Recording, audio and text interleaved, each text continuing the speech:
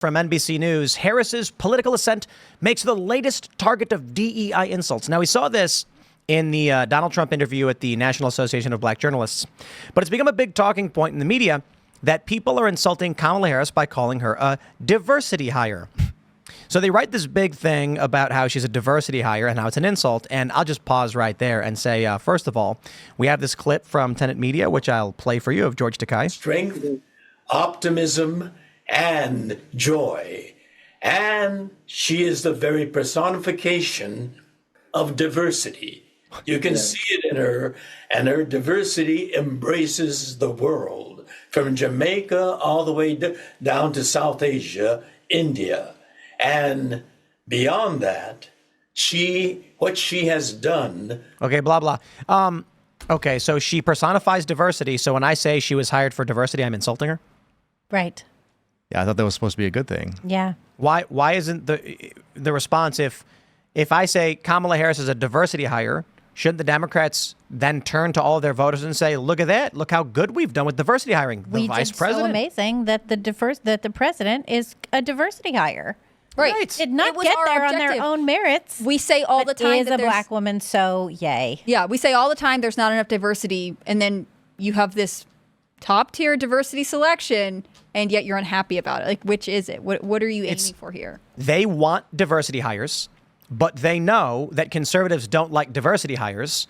So they're mad that the literal context of diversity hire is pejorative to conservatives. And so that's it. That they lose their minds over this? Well, I think that they know it's a pejorative to pretty much everybody. No, I mean, in the grand scheme of things, almost nobody wants somebody to be hired only because of what they look like. They want to be hired because of their qualifications. If you ask somebody if the mechanic working on the aircraft you're about to fly on was hired because of merit or because of diversity, every single person is going to say merit. So they only use that when it's convenient for them to push.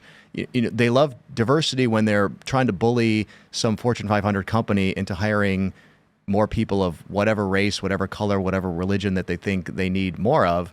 But when it comes to their own decisions, they don't want to be tied to that same, rock. They don't want that tied around their leg. They want to be able to pick who they think is got the best chance of winning. And in this case, they think it's her, not just because of, clearly not because of her accomplishments, but they know that she taps into the right demographics, and that unfortunately people on their side of the fence are going to vote for her for those demographics no matter what. Mike Cernovich tweeted, quote, "To me, the values of diversity, equality, inclusion are literally, and this is not kidding, the core strengths of America. That's why I'm proud to have the most diverse administration in history, and it starts at the top with the vice president." Yep. Okay. Yep. Why are they insulted by what they want? This is what I don't get. You get conservatives constantly defending liberals too. So I'll say something like, "Oh, wow, look at the crime running rampant in New York City. Congratulations." And they're like, "No, that's mean. You can't blame them." I'm like, wait, hold on. So these people in New York vote for crime. I'm not being cute. I'm saying they literally have politicians who come out and they say, we want to release criminals from jail. We want to make it so they can't be arrested. We want to make it so that if they do get arrested, there's no cash bail. And they say, I'm voting for that. Then that criminal who gets out robs them, and I go, congratulations. And I get conservatives go, no, come on, Tim. They were victims. Be nice. What do you mean they voted for it? I'm cheering them on. That's right. It's like I was saying before the show. If a guy comes to me and says, I'm going to juggle, I'd say, okay. And then when he does, I'd be like, great. I don't understand. You say, I'm going to vote for the people who want criminals released, and then you become a victim of crime. I'll be like, okay. I don't understand why we have this constant assumption from conservatives that Democrats are just making mistakes all the time, and we have to be nice to them for being dumb. Sure, by all means, call them dumb.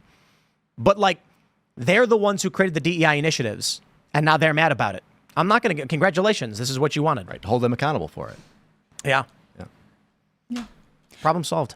Exactly. Well, it would have been interesting if Biden had come out and said, for my VP, I really want one of the nation's best prosecutors, and I'm going to only pick someone who has who is a former attorney general, who's had really, a lot of experience, and then, it just happened to be Kamala Harris. But it was always about who she was in terms of the boxes she would check on an application form, in terms of her race, her gender.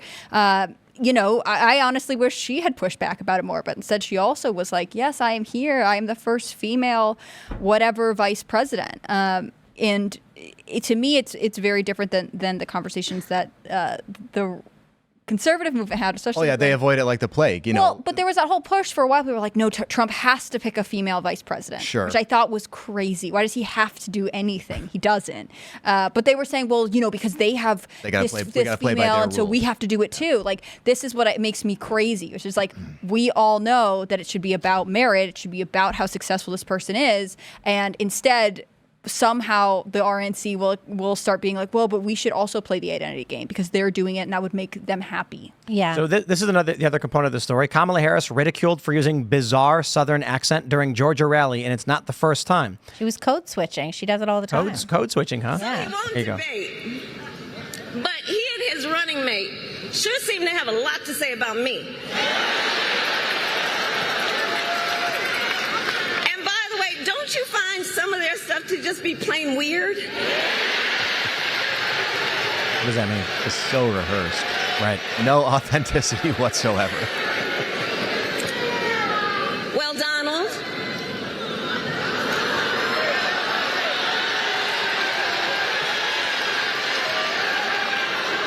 I do hope you'll reconsider I do to hope. meet me on the debate stage.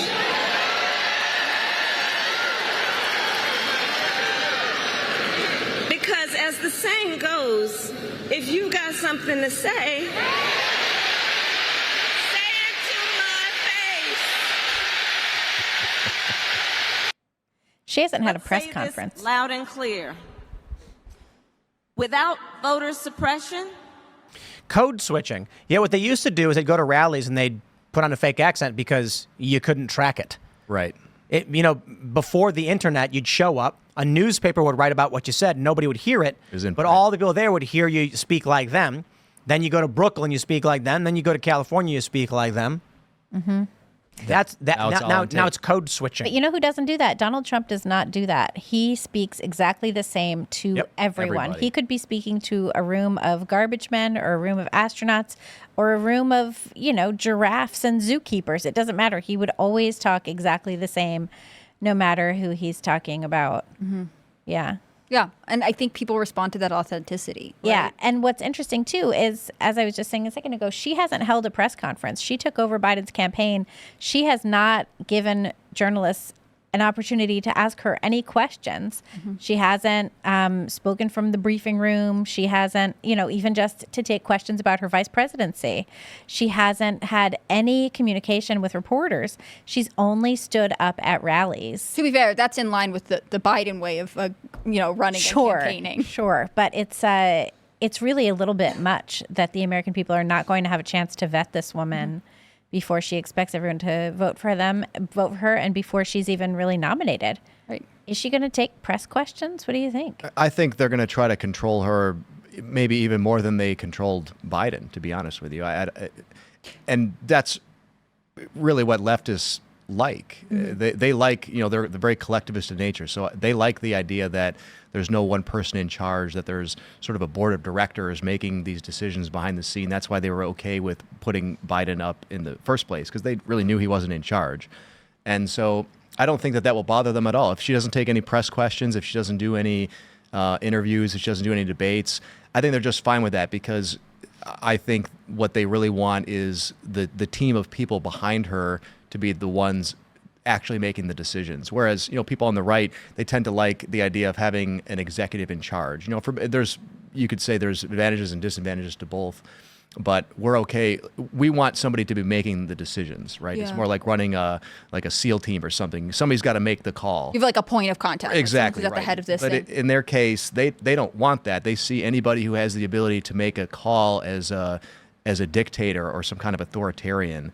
So I think they're going to try to control her as much as they can, and I think she's totally fine with that. I think she's going to put on a big, tough persona out in public, but they're going to keep her away from any tough press questions My impression is that she's more dependent on the advisors and people who are kind of running her campaign in a way that Biden had more tension. And I mean that because, Biden was a successful politician. I'm not saying he was a good guy, but he was, a seasoned member of the federal government, and he had won re-election on several different levels, at various points. So he, kind of knew how to campaign in a way that I don't know that Kamala has the same comparable experience. But Biden, probably because of some age-related stuff or maybe just some sort of internal tension, seemed to be at odds at times with his advisors and his campaign, both in the White House and on the campaign trail. Kamala, maybe because she doesn't have the experience that he had, or maybe because she is not in the same kind of mental space that he is, or maybe just because her campaign came together, last week, 10 days ago, 12 days ago. It seems like she is really relying on whoever is being like, okay, this is what we're doing. It's going to be brat. Okay, now say the word weird. It doesn't seem like she has her own personality. It never seemed that way to me when she was running in 2020. And especially to Libby's point, Donald Trump is who he is no matter what room he's in, no matter how big the crowd is, no matter the location or venue.